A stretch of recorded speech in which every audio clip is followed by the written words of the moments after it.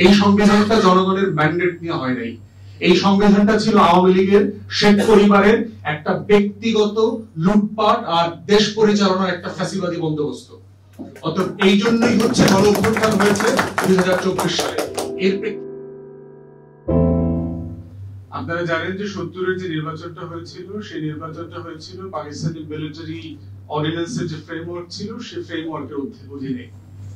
সেই নির্বাচনে যারা নির্বাচিত হয়েছেন তাদের কমিটমেন্ট ছিল পাকিস্তান রাষ্ট্রের ইন্টিগ্রিটি এবং পাকিস্তানের সংবিধান সমুন্নত রাখবেন এবং নতুন একটা সংবিধান তৈরি করবার একটা ওয়াদা ছিল তখন। এবং 71-এর পরে যেটা হয়েছে যে আওয়ামী লীগ যেহেতু দুই সভাতেই প্রভিন্সিয়াল অ্যাসেম্বলি এবং ন্যাশনাল অ্যাসেম্বলিতে মেজরিটি আসন পেয়েছিল, সেখান থেকে সেই সদস্যদেরকে দিয়েই সংবিধান সভা বসেছিল এবং সকল সদস্য বসেন নাই। শেখ মুজিব এবং আওয়ামী লীগ সিদ্ধান্ত নিয়েছে কাকে বাদ দেওয়া যায় তার মধ্যে, এবং অনেককে বাদ দিয়েছেন। অতএব তারা ডিসাইড করেছেন ওই নির্বাচনে নির্বাচিত সদস্যরা কারা কারা ওই পরিষদে বসবেন অথবা বসবেন না। তো প্রথম কথা হচ্ছে যে যারা একটা স্বাধীন বাংলাদেশের জন্য লড়াই করেছেন, যুদ্ধ করেছেন, তাদের কোনো প্রতিনিধিত্ব সেই পরিষদে ছিল না। এটা পাকিস্তান রাষ্ট্রের নির্বাচিত প্রতিনিধিরা আরেকটা স্বাধীন রাষ্ট্রের নির্বাচন ছাড়া, রেফারেন্ডাম ছাড়া একটা স্বাধীন গণপ্রজাতন্ত্রের একটা রিপাবলিকের কনস্টিটিউশন তৈরি করতে পারেন না, প্রথম কথা। দ্বিতীয় কথা হচ্ছে যে যে আকাঙ্ক্ষা পত্রের উপরে ভিত্তি করে বাংলাদেশ রাষ্ট্রটা স্বাধীন হয়েছিল 1971 সালের 17 এপ্রিল, যেটা প্রবাসী সরকার পাঠ করেছে, সেই ঘোষণাপত্রে বলে দেওয়া ছিল যে আমরা কেমন রাষ্ট্র চাই, কেন আমরা পাকিস্তান রাষ্ট্র থেকে আলাদা হতে চাই।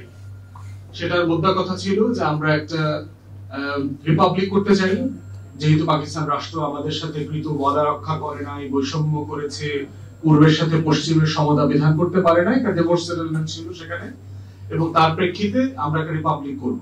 রিপাবলিক মানে কি? জনগণের রাষ্ট্র, পুরো বংশের রাষ্ট্র। আমরা ওখানে বলি নাই এটা রাজবংশের রাষ্ট্র হবে, এখানে অমুক বংশ তমুক বংশের নেতারা দেশ শাসন করবেন, এখানে কিংডম হবে, আমিরাত হবে, এই কথা আমরা বলি নাই, আমরা রিপাবলিকের কথা বলেছিলাম।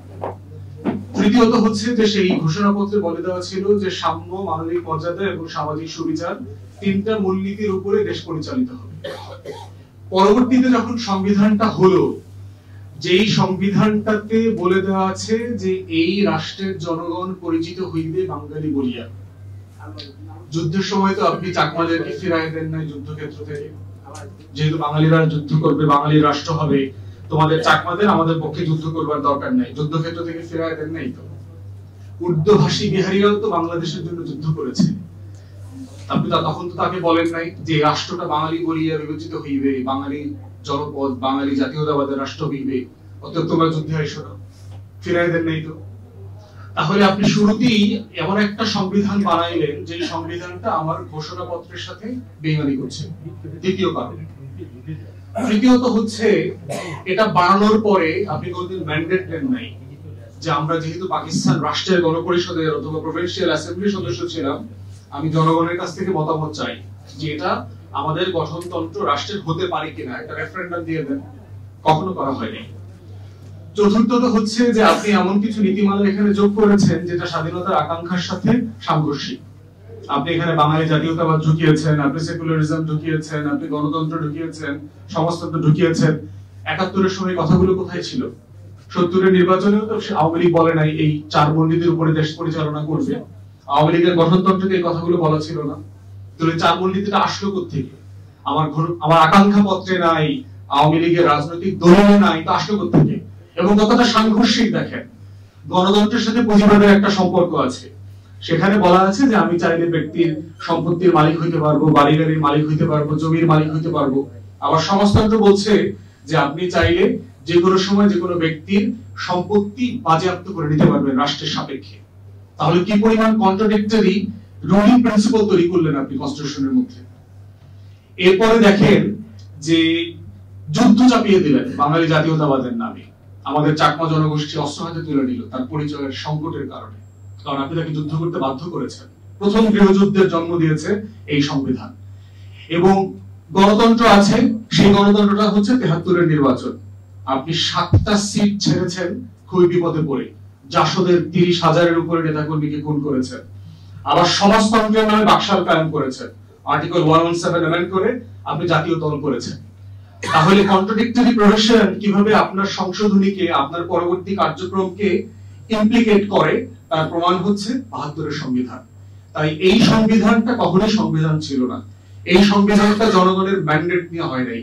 এই সংবিধানটা ছিল আওয়ামী লীগের শেখ পরিবারের একটা ব্যক্তিগত লুটপাট আর দেশ পরিচালনার একটা ফ্যাসিবাদী বন্দোবস্ত। অতএব এই জন্যই হচ্ছে গণ অভ্যুত্থান হয়েছে 2024 সালে। এর প্রেক্ষিতেই ওইটা ফেলে দিয়ে, ডেড এন্ড ডাস্টেড কনস্টিটিউশন ফেলে দিয়ে নতুন গণ অভ্যুত্থানের স্পিরিটে নতুন সংবিধান লিখতে হবে, দ্বিতীয় রিপাবলিক করতে হবে। এই দ্বিতীয় রিপাবলিক প্রথম রিপাবলিককে অস্বীকার করবে না। স্বাধীনতার আকাঙ্ক্ষা পত্রকে ধারণ করেই সে তার 24-এর গণ অভ্যুত্থানের রিপাবলিক তৈরি করবে। এটাই হচ্ছে নতুন বাংলাদেশের ম্যান্ডেট। সবাইকে ধন্যবাদ। শেখ মুজিবুর রহমানের পরিচয় কি ছিল? এদের পরিচয় কি ছিল? ওই 71-এ লুট করে, 74-এ দুর্ভিক্ষ করে হাজার লক্ষ মানুষ মেরেই তারা এই দেশের সম্পদের মালিক হয়েছে। তাই সংবিধানের মধ্যে এমন ব্যাপারগুলো আমাদের লিখিত থাকতে হবে যে আপনি আসলে কত বিঘা সম্পত্তির মালিক হতে পারবেন, আপনার ব্যাংকে কত টাকা থাকতে পারে, এই সব ব্যাপারগুলো আমাদের সংবিধানে আসতে হবে। আর হচ্ছে উৎপাদন সম্পর্কটা কি হবে, উৎপাদিত দ্রব্যের সাথে উৎপাদকের সম্পর্কটা কি হবে, তো এইসব ব্যাপারগুলো আমাদের থাকতে হবে। মালিকানার সম্পর্কগুলো নিশ্চিত করতে হবে। আর একটা জিনিস যে ভোটের ক্ষেত্রে সারা পৃথিবীতে আমরা দেখছি যে পুঁজিবাদী দুনিয়ায় আবার পুঁজিবাদ টার্ম ব্যবহার করার সাথে সাথে আবার আপনারা আমাকে ট্যাগ লাগাই দিয়েন না যে আমি আবার নাস্তিক বা কাফের বা কমিউনিস্ট। আমি বলছি যে এই যে পুঁজিবাদী সমাজ যেখানে অবাধিত সম্পত্তির মালিক হওয়ার সুযোগ থাকে, যদি এই সুযোগ থাকে তাহলে সে এমন ফন্দি ফিকির করবে যাতে সে জমির মালিক হতে পারে। তো এই ক্ষেত্রে মানুষ হ্যাভ নট হবে, এবং মানুষের যদি দারিদ্র থাকে, অভাব থাকে, কোনো নৈতিকতা, তাকে কিন্তু সুস্থ জায়গায় আনতে পারবে না। আমি কনসাইজ করে বলছি সংবিধান রচনা করতে হবে, এবং মানে আইন করার আগে, চুরির আইন করার আগে চুরি করার কারণ কি সেইটা যেন সে না করে সেই ব্যবস্থা আনতে হবে। আর কোনোভাবেই বাংলাদেশে আওয়ামী লীগ নামে কোনো দল থাকবে না, এই নামটা মুছে ফেলতে হবে। এই হচ্ছে আমার সংক্ষেপে কথা। আর অনেক মানুষ আরো অনেক কথা বলবেন, এভাবেই মত আসে, এবং এইভাবেই মত আসার পরে সেটা কনসাইজ করে একটা খসড়া আসে। তারপরে সেটাকে আরো পুনর্নির্ধারণের জন্য আমরা একটা সংবিধান অ্যাসেম্বলি করব, সেই অ্যাসেম্বলির মধ্যে দিয়ে এটাকে আমরা পরিপূর্ণ করব, এবং সেই পরিপূর্ণ সংবিধানের অধীনে আগামীতে ভোট হবে, যে ভোটের মধ্যে দিয়ে সরকার গঠন হবে, এর আগে না। এবং আজকে যারা এখনই ভোটের কথা বলছে তারা মূলত আওয়ামী লীগেরই হয়ে কাজ করছে, সে জামাত হোক আর বিএনপি হোক। আমি দীর্ঘদিন বিএনপির লড়াই, 17 বছর এই লড়াইয়ে বিএনপি যেহেতু আন্দোলনের শক্তি ছিল, তাই তাদের অতীতের কোনো ত্রুটি এবং সেই সময়ের কোনো ত্রুটি কথা বলিনি, কারণ হচ্ছে আন্দোলনের শক্তি।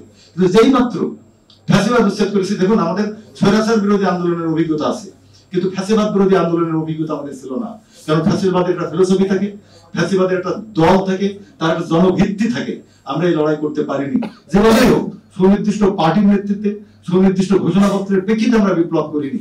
এটা একটা স্বতঃস্ফূর্ত বিপ্লব, কিন্তু অবশ্যই এটা বিপ্লব। এই বিপ্লব হচ্ছে, এই বিপ্লব আপনি ফরাসি বিপ্লব পড়ুন, রুশ বিপ্লব পড়ুন, ইরান বিপ্লব পড়ুন, তার সাথে কোনো অংশ এর কোনো জায়গায় আপনি ঘাটতি দেখাতে পারবেন না। 350 জন পার্লামেন্ট মেম্বার পালিয়ে যাওয়া, পুলিশ পালিয়ে যাওয়া, সচিব পালিয়ে যাওয়া, সাংস্কৃতিক কর্মী পালিয়ে যাওয়া, দলের A to Z সমস্ত কর্মী পালিয়ে যাওয়া, কত বড় ঘটনা না ঘটলে এই ঘটনা ঘটেছে। কিন্তু দুর্ভাগ্য হচ্ছে আওয়ামী লীগ বিশ্বাস করতো যেদিন আওয়ামী লীগ ক্ষমতায় থাকবে না, এক রাতে 5 লক্ষ লোক মারা যাবে। আমার দুঃখ হচ্ছে এক রাতে কেন 5 লক্ষ লোক মারা যায়নি। এই যে 5 লক্ষ লোক মারা যায়নি, এই খাসারতে জাতিকে দিতে হবে। কিন্তু সময়ের 1 ফুট, অসময়ের 10 ফুট। আজকে একজনের যদি আপনারা ভাবে কাউকে চোর মানেন, আমি তার বিরোধিতা করবো। কিন্তু এই জাতি, এই যে উদারতা দেখিয়েছেন আপনারা 6 তারিখে, 7 তারিখ উদারতা দিয়েছেন, আমার বিশ্বাস খেসারত দিতে হবে। যাই হোক, আগামী দিন আমরা এই যে স্বতঃস্ফূর্ত যে আন্দোলনটা হয়েছে, এটাকে বিপ্লবে রূপান্তরিত করতে হবে, বিপ্লবী চরিত্রে নিয়ে যেতে হবে। একদিনই কিছু হয় না। ইরানে 5 বছর ধরে কাউন্টার বিপ্লব হয়েছিল, এবং এখনো সেই বিপ্লবের সম্ভাবনা রয়েছে। তাই 5 তারিখেই আমাদের বিপ্লব হয়ে গেছে ব্যাপারটা তা না, কাউন্টার বিপ্লব হবে। এখন বিএনপি দ্বারাও হতে পারে, জামাত দ্বারাও হতে পারে। কাউন্টার বিপ্লবের জন্য আমাদের প্রস্তুত থাকতে হবে। আমরা অবশ্যই এই বিপ্লব, 24-এর বিপ্লব আমাদের সামনে এমন কিছু দিশা দিয়েছে। 71-এ আমরা একটা দেশ ভাঙিয়েছিলাম, কিন্তু সেই যেদিন দেশ ভাঙিয়েছিলাম, এই 53 বছর ধরে কিন্তু আমরা আরেকটা বড় শক্তির উপনিবেশ ছিলাম। 24-এর বিপ্লবের মহত্ব হচ্ছে আমরা সেই উপনিবেশ থেকে মুক্ত হয়েছি, আমরা সত্যিকার অর্থে ভারতের থেকে স্বাধীন হয়েছি। এটা আমাদের ধরে রাখতে হবে, এবং আমাদের অনেক ধন্যবাদ।